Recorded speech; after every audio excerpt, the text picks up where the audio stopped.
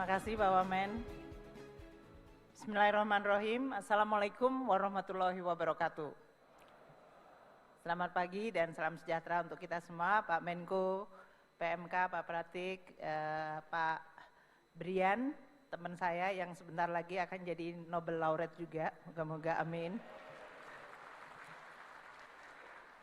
The distinguished guests, the Nobel Laureate, thank you very much for coming here, and I do hope that you are going to provide an inspirational speech.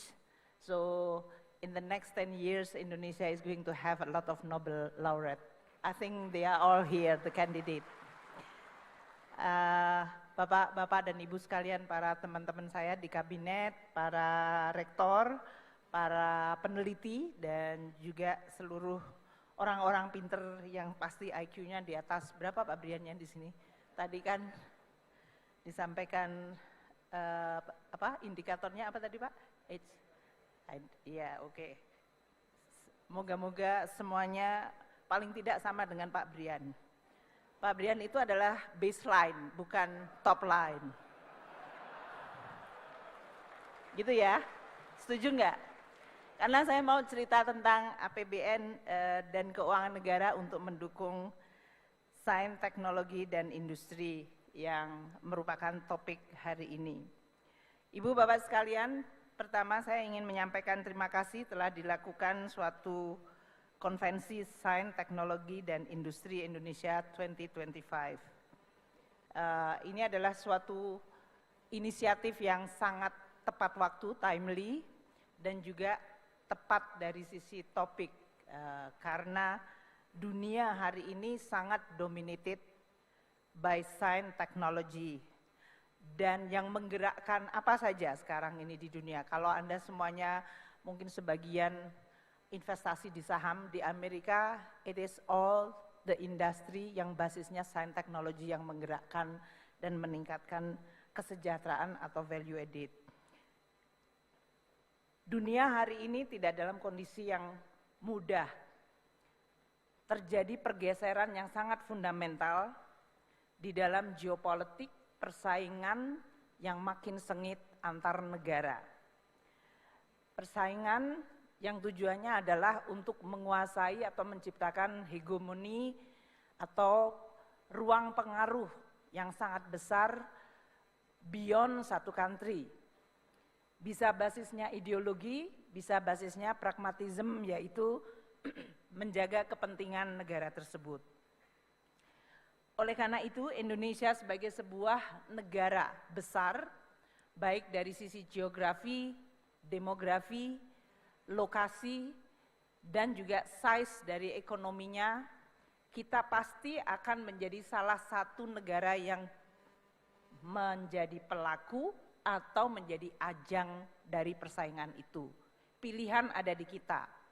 Kalau kita hanya menjadi ajang, berarti ini adalah tempat pertempuran dari pengaruh-pengaruh seluruh dunia. Kalau kita ingin menjadi pelaku, berarti kita sendiri yang harus menyiapkan. Dan menyiapkan diri itu berarti tidak hanya manusia-manusianya yang sangat penting, dan yang di ruangan ini adalah the elite intellectual yang punya tanggung jawab besar terhadap posisi Indonesia agar tidak hanya sebagai ajang tapi juga menjadi pelaku di dalam pergaulan dunia yang hari-hari ini sangat sengit diisi dengan sentimen persaingan. Namun tidak hanya SDM, kita juga punya tantangan, homework yang luar biasa penting, yaitu institutional building, dan tentu juga semuanya membutuhkan resources, terutama keuangan. APBN adalah instrumen yang sangat penting di dalam sebuah negara mencapai cita-citanya. Namun untuk bisa APBN berperan penting dibutuhkan suatu kesepakatan dan juga kerjasama yang luar biasa. Saya rasa kita semuanya memahami bahwa teknologi, sains, merupakan faktor penentu bagi sebuah perekonomian untuk maju. Dia menentukan total factor productivity dari sebuah negara dan perekonomian. Ekonomi tidak hanya bisa tumbuh hanya dengan menambah jumlah labor, tidak hanya dengan menambah jumlah capital, tapi kombinasi labor dan capital yang disertai dengan science dan teknologi akan menciptakan suatu productivity dan solusi yang kemudian bisa memajukan perekonomian tersebut. Oleh karena itu, negara-negara maju pasti investasi sangat besar di bidang science, teknologi, riset, dan pendidikan. Saya menganggap konvensi ini saya harap akan menjadi salah satu bentuk bagi kita semuanya untuk bekerja sama antara academician, industries, government, dan terutama juga dengan seluruh stakeholder dalam sebuah ekosistem yang meningkatkan productivity melalui sains dan teknologi. Saya akan memulai dengan peranan APBN. 20% dari anggaran APBN belanja itu didesain untuk pendidikan. Itu mandat konstitusi. Untuk tahun ini 750 triliun. Alokasi anggaran ini dipakai untuk memperkuat ekosistem dari seluruh pendidikan. Namun Indonesia adalah negara besar. Kalau kita bicara pendidikan, kita bisa bicara dari mulai madrasah, pendidikan sekolah negeri, swasta, atau kita bicara tentang guru, dari mulai guru honorer sampai dengan profesor, atau orang-orang pinter yang ada di ruangan seperti ini, peneliti, dan perguruan tinggi yang juga begitu sangat diverse. Saya ingat sih beberapa bulan yang lalu ada demo guru tidak dapat tukin, dosen tidak dapat tukin. Tapi saya yakin bukan dosen yang duduk di sini. Karena yang demo itu ternyata dosen tuh ada beberapa jenis dosen. Pak Brian yang biasanya ngurusin penelitian yang hebat-hebat tiba-tiba jadi menteri langsung ngurusin tukin dosen. Tapi itu yang bisa memenangkan Nobel Pak Brian nanti.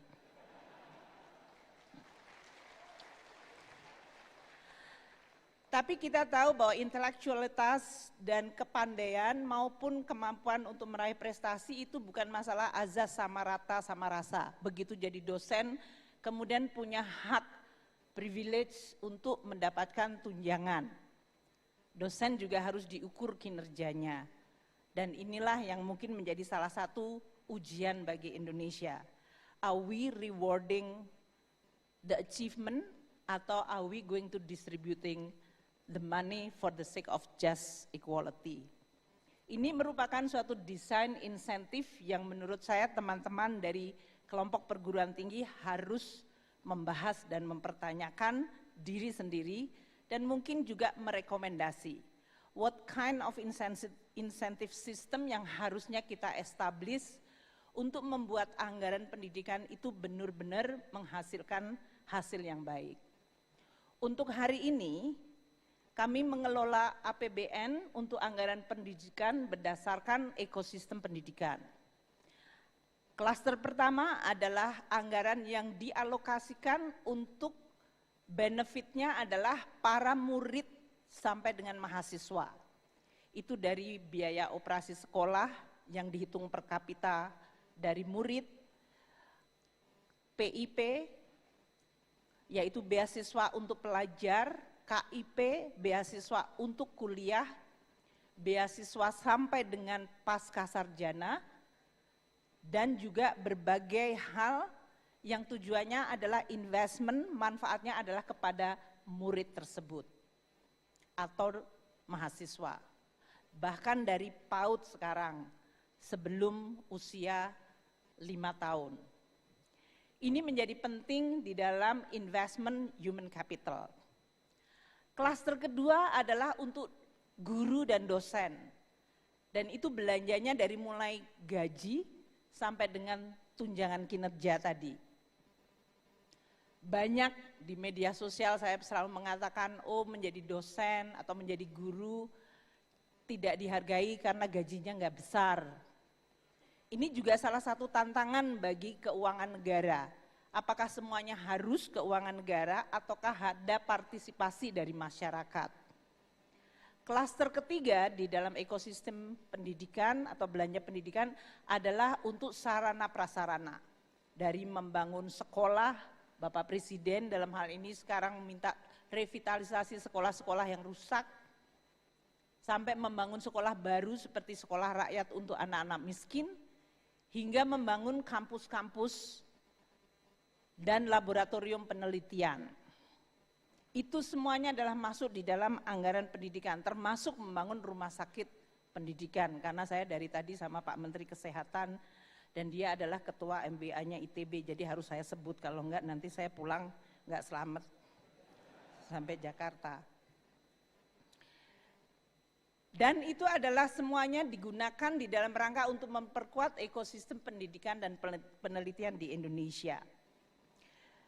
Tahun 2025, kami juga ingin melaporkan kepada para pemimpin intelektual peneliti dan seluruh pegiat di dalam sains dan teknologi, bahwa negara Indonesia sekarang memiliki yang disebut dana abadi pendidikan mencapai 154,1 triliun rupiah.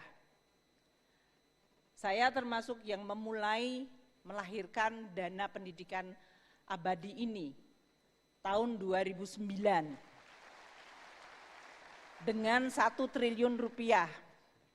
Waktu itu motivasinya ada 2. Make sure bahwa anggaran 20% di dalam APBN yang diamanatkan konstitusi tidak wasted. Jadi kalau tidak terbelanjakan dia harus menjadi dana abadi. Karena waktu kita semuanya belanjakan, banyak juga sekolah-sekolah yang tidak mampu untuk menggunakan, sehingga dia pakai beli kursi padahal kursinya masih bagus, ngelabur atau ngecat. Ngelabur itu bahasa saya, bahasa orang tua. Anak-anak sekarang nggak ada yang tahu ngelabur. Ngecat sekolah, ganti pagar, padahal dia adalah karena dia nggak tahu bagaimana menghabiskan dana pendidikan. Maka motif pertama dulu adalah making sure bahwa dana pendidikan tidak goes wasted. Dibuatlah wadah yang disebut dana abadi. Tapi motif kedua adalah karena saya waktu jadi Menteri Keuangan di 2005, 2006 mulainya, itu saya merasa minder karena banyak orang Indonesia yang tidak mampu sekolah di the best university. Sesama Menteri Keuangan waktu itu saya even di lingkungan ASEAN, Malaysia, Singapura, mereka selalu bilang, oh I have my staff udah belajar di Harvard, di Columbia, di Stanford gitu, di London School of Economics. Saya bilang anak buah saya nggak ada yang lulusan situ. Dan kita merasa suddenly we realize kita harus catching up. Sehingga muncullah keinginan untuk bisa mengirim orang Indonesia. Saya yakin mereka itu mampu masuk university yang top, bagus di dunia. Namun selama ini tidak mampu karena tidak ada biaya. Sehingga saya ingin melaporkan kepada Bapak Ibu sekalian 154,11 triliun, kalau tahun ini ditambah dengan another 20 triliun akan menjadi 175. Next year kemarin kita juga akan menambahkan lagi. Dana abadi pendidikan 126,12, ini untuk pendidikan. Dana abadi penelitian 12,99 triliun, dana abadi perguruan tinggi 10 triliun, dana abadi kebudayaan 5 triliun. Dengan dana abadi tersebut, 670.000 anak-anak Indonesia telah menerima manfaat. 92.000 menerima manfaat dalam bentuk beasiswa gelar, 55.586 alumni dan 578.000 penerima beasiswa non-degree. What about the top university di dunia? 3.363 orang, 24 alumni LPDB dari MIT, yang saya yakin mungkin di sini ada enggak? 63 alumni dari University of Oxford, 96 alumni Harvard University, 72 alumni dari University of Cambridge, 20 alumni dari Stanford, 78 dari Berkeley, University of California Berkeley, and 308 dari Imperial College London. Nggak ada yang tepuk tangan, oh tepuk tangan. From 0 to 3.363, it's quite something. Saya berharap akan lebih banyak lagi, walaupun Pak Brian kemarin dengan Pak Pratik, beliau akan menentukan sekolah mana yang akan menjadi destiny dan bidang apa. Saya rasa itu adalah policy dari setiap pemangku kepentingan. Kami yang mengelola dananya supaya bisa sesuai dengan kepentingan dari masing-masing sektor. Untuk STEM, beasiswa mencapai 58.597 mahasiswa. Jadi Bapak-Bapak dan Ibu sekalian, ini masih akan banyak lagi puluhan ribu yang akan follow your steps. Kalau Bapak stepnya berhenti, ya Republik berhenti. Kalau Bapak dan Ibu sekalian akan menjadi pemenang Nobel Laureate nanti, pasti yang 58.000 nanti akan inspire by you. Jadi Anda semuanya juga memiliki tugas yang sama beratnya. Sehingga kita semuanya sama-sama bekerja sama. LPDB juga memberikan grant untuk berbagai penelitian. Dalam hal ini, 2.792 project research di bidang STEM dan industri strategis. 1.274 masih jalan dan 1.199 telah selesai.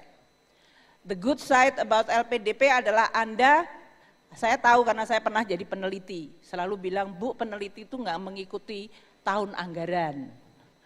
Kita idenya bisa jalan, research kita muncul, data barangkali juga perlu, sehingga nggak mungkin Desember tiba-tiba ditutup, nanti Januari mulai lagi gitu ya. Kan kayak gitu kan komplain Anda ya? Ya gitu loh. Ya. Sehingga LPDP itu bisa multi years dan tidak mengikuti tahun anggaran. Poin saya adalah kita semuanya mencoba untuk mendengar dan mendesain sehingga bukan alasan administrasi keuangan dan keuangan yang menjadi kendala Anda. Tapi saya mengatakan ini bukannya bahwa uangnya unlimited. Resource selalu terbatas, di seluruh dunia juga begitu. Dan resources harus ditata kelolakan dengan baik.